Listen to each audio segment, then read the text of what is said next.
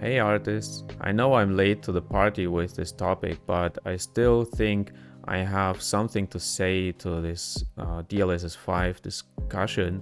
A while ago in one of my live streams, I said that sooner or later something like this would happen. Not because I had some secret information, but because the direction felt obvious. If companies keep pushing AI harder and harder, then at some point it was only a matter of time before AI stopped being just a helper around graphics and started moving directly into the image itself. And now here we are. NVIDIA officially announced DLSS 5, describing it as a real-time neutral rendering model that adds photorealistic light and materials, with the company saying it launches this fall. NVIDIA presents it as a major step beyond performance-focused upscaling towards AI-driven visual fidelity. And to be honest, I look at this development very critical, not because I think technology is automatically bad, not because I want to sound nostalgic, and not because I think artists should just reject every new tool out of fear. What bothers me is something else. It is the direction. It is the mindset behind it. It is also the way people talk about it depending on which side they are on. Because I think artists and gamers are often discussing this topic from completely different emotional positions, and that difference says a lot. For me, DLSS 5 does not feel like a random surprise. It feels like the next logical step in a longer chain. First, AI helps upscale, then it helps generate frames. Then it starts reconstructing more and more of that what we see. And eventually it starts reshaping the final visual output itself. That is basically the road we have been on. NVIDIA's own messaging around DLSS 5 is not longer mainly about frame rates. It is about rendering, adding photoreal material and lighting on top of conventionally rendered frames. NVIDIA also says earlier DLSS generations already moved from resolution upscaling into generating more the final image with AI. So for me, it's not just about one product, it is about a philosophy that says the final image does not have to be full authored in the old sense anymore. It can increasingly be inferred, enhanced, interpreted, and partially invented by AI. That is the shift I find important, and that is also the shift I have been expecting a while ago. I think a lot of people discuss these technologies only in terms of whether they look good or increase performance. And sure, those things matter, but for me the biggest question is what happens when more and more of the final visual result is no longer directly controlled in the same way by the artist, the art director, and the team. That is where I become skeptical, because at that point we are not just talking about optimization anymore. We are talking about interpretation. Reports on the reveal describe criticism that DLSS 5 can alter faces, materials, and lighting in ways developers did not explicitly author. So if a technology is mainly helping me render my intent faster, that is one thing. If a technology starts adding its own visual opinion on top of the work, that is something else. That is where things many artists feel uncomfortable, because then the question becomes, whose image am I really looking at? The studios, the artists, the art directors, or the model's best guess of what would look more real or more appealing? One thing I find really interesting is how different artists and gamers are talking about this. Artists often react with concern. We talk about authorship, direction, intention, control, and we talk about what gets lost when an AI model starts modifying the final image. And I think those concerns are valid, but at the same time, I also think our reactions show something uncomfortable about us. They show that we are in our own bubble, because gamers and consumers often do not start from the same place. A lot of them are not asking, was this pixel authored in a pure artistic pipeline? They are asking, does this look good? Does it run well? Can I get a better looking experience for less money and less waiting? It may frustrate artists, but it makes completely sense from the consumer perspective. Consumers usually care about the final product, not the purity of the process. And I think sometimes artists forget that. We often assume people will value the same things as we are, but many of them do not, and many never will. I think that is one reason this discussion gets emotional, because artists want to defend craft, decision making, and authorship, and consumers often just want results. Not in a malicious way, just pragmatically. If an AI-based system can make a game look more photoreal, more cinematic, more expensive, and more polished on consumer hardware, a lot of players will accept that trade very easily. That does not mean they hate artists, it just means they are solving for a different thing. NVIDIA is explicitly pitching DLSS 5 as a leap towards more photoreal results. So from a consumer angle, the pitch is simple: better image, more impressive graphics, less hardware pain. That is an easy sell. From an artist angle, the pitch feels much less clear, because we hear something else inside that message. We hear the machine is increasingly decide what the image should look like. And that is why artists and consumers talk past each other so often on this topic. I think one reason this development matters so much is that photorealistic work is especially compatible with AI-driven enhancements. Photorealism has patterns: lighting logic, material logic, surface, lens, skin, and atmospheric inspections. That makes it very fertile space for AI models that are trained to improve images towards a believable photographic and cinematic target. And I think that is why this kind of technology already feels especially relevant for photoreal games and renderings. That part is not really hard to imagine anymore. This is already visible in how NVIDIA is marketing DLSS 5. Rendering that adds photoreal light and material to the final image. But what is more interesting is what happens later, because today a lot of people still say, sure, maybe for the realistic visuals, but stylized art is different. And maybe this is true for now. Maybe stylized work is harder to fake convincingly at a high level, because stylization depends on more selective simplification and very specific artistic choices. But I do not think it is smart to assume that this boundary will stay where it is. That is why I would be careful, because the history of AI over the last years has been very clear.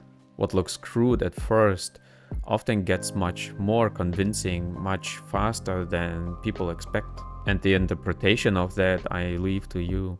For me, DLSS 5 is just one visible example of a much bigger development. The real story is not just one NVIDIA product. The real story is that more and more companies want AI not only around production, but directly inside of production, inside rendering, inside the final product, and maybe eventually inside the whole experience pipeline. That is the broader movement. And if I zoom out, I think we are entering a phase where the old line between hard-crafted output and machine-generated output is becoming less clear. That has implications far beyond games. For art, animation, film pipelines, visualization, design work in general. And I think artists feel that. Even when we are discussing one specific feature or announcement, what we are really reacting to is a deeper uncertainty. We are asking, how much of the image making process is still going to belong to us. So at this point, I don't think the answer is to simply accept everything and say, well, this is just the progress. And I also do not think the answer is to give up, become cynical, and act like there is no point anymore. To be honest, I do not fully know what the right answer is. And I think that is also important to say. A lot of people online speak about this topic with a lot of confidence, as if they already know exactly how this ends. But I don't think that anyone really knows yet. What I do know is that this development is probably not something we can stop. There is too much money, momentum, and market interest behind that. So I do not think artists should waste all their energy pretending this wave is not coming. But at the same time, that doesn't mean we have to celebrate it, normalize everything, and quietly move on as if nothing important is changing. There is a difference between understanding reality and surrendering to it. And if we cannot stop the direction, we can still choose how we respond to it. For me, the more interesting question is not whether AI-driven rendering and generation will keep advancing. The more interesting question is how we respond to that as artists and consumers. Because even if we cannot stop the technology itself, we can still make choices around money, attention, and support. We can decide what kind of work we want to reward. We can decide which companies, studios, and products we want to push forward. We can decide whether we keep feeding systems that move further and further away from artistic authorship, or whether we start putting more value on smaller teams, more intentional work, and more human-made products. And I think that is where this discussion becomes much more practical, because maybe the real answer is not purely technical. Maybe it is economic, cultural, and emotional. Maybe it is about what kind of market we help to create through our choices. Maybe one response is to leave the AAA mindset behind us. Honestly, one thought I keep coming back to is that maybe artists and audiences need to stop treating the AAA industry as the center of everything. Because a lot of these developments are driven by scale, by shareholder logic, by technological dominance, and by the obsession with bigger, faster, more realistic, more automated pipelines. That pressure is strongest at the top, and if that is where the strongest push towards an AI-driven visual replacement is happening, then maybe one response is not to keep chasing that world at all costs. Maybe one response is to support the space that still value art in a more human way. Smaller teams, indie projects, more personal projects, studios that still have a strong visual identity and are not only trying to win a technical arms race. And I know that maybe sounds idealistic, but I think there is something real in that. Because if the AAA space increasingly becomes a place where it's used to reduce, automate, and standardize more of the visual process, then maybe artists should seriously ask themselves whether that is still the space they want to build their whole future around. If we care about artists, maybe we need to support indies differently. I also think this conversation cannot stay only on the artist side. If people really care about human-made work, distinct art direction, and smaller creative teams, then that support has to go beyond words. It has to show up in attention and money. That maybe also mean accepting that indie games should cost more. Because one of the big contradictions in all of this is that people often say they want originality, risk-taking, and more human creativity, but at the same time they want everything cheap, fast, and constantly available. And that combination creates exactly the kind of market where automation becomes more and more attractive.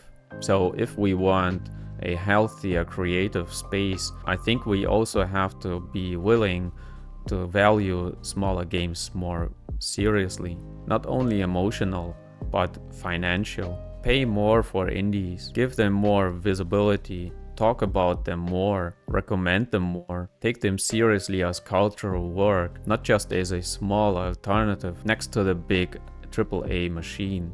Because if all the money, attention, and prestige stay concentrated around the biggest players, then of course the whole industry keeps moving in that direction. Maybe the strongest protest is simply where we put our attention, and maybe that is the most realistic form of resistance we have. Not stopping the technology, not winning some giant argument online, but being more selective with our attention. Maybe that means ignoring some AAA releases completely, not giving them free promotion, not helping every new AI-heavy visual breakthrough become automatically exciting just because it looks technically impressive, and instead putting more energy into work that still feels authentic, intentional, and alive. Because attention, visibility, conversation is power now. And if we keep giving all of that the same giant systems, then we are also helping building the future we complain about. So I think there is something wrong thinking about there. Maybe artists do not need only better arguments. Maybe we need better loyalties. Maybe we need to be more honest about what kind of creative future we are helping normalize through what we celebrate. So to sum it up, I don't think that artists should simply accept this direction and act like it is all fine. But I also don't think that giving up is the answer. To be honest, I do not fully know what the answer is either. What I do know is that this development is probably not something we can stop. So the question becomes, how do we respond without surrendering our values? For me, one possible answer is this. Maybe we stop giving the biggest companies all of our energy, all of our attention, and all of our admiration. Maybe we support indie games more seriously. Maybe we accept higher prices for smaller projects if that helps support more human creative work. Maybe we stop treating every AAA release as the center of the gaming universe, and maybe we become more careful about what kind of future we are rewarding with our clicks, money, and our time. Because in the end, even if we cannot fully control where the technology goes, we can still influence what kind of creative culture we want to live in. And I think that is where artists, players, and audience still have some real power. So, and at the end, I want to thank you very much for watching this video, and please support my channel by watching my videos in full length. Give a thumbs up and comment, of course, because I like the conversation with you guys. And everybody who is watching this long and supporting my channel already, thank you very much for your support, and I hope to see you next time again.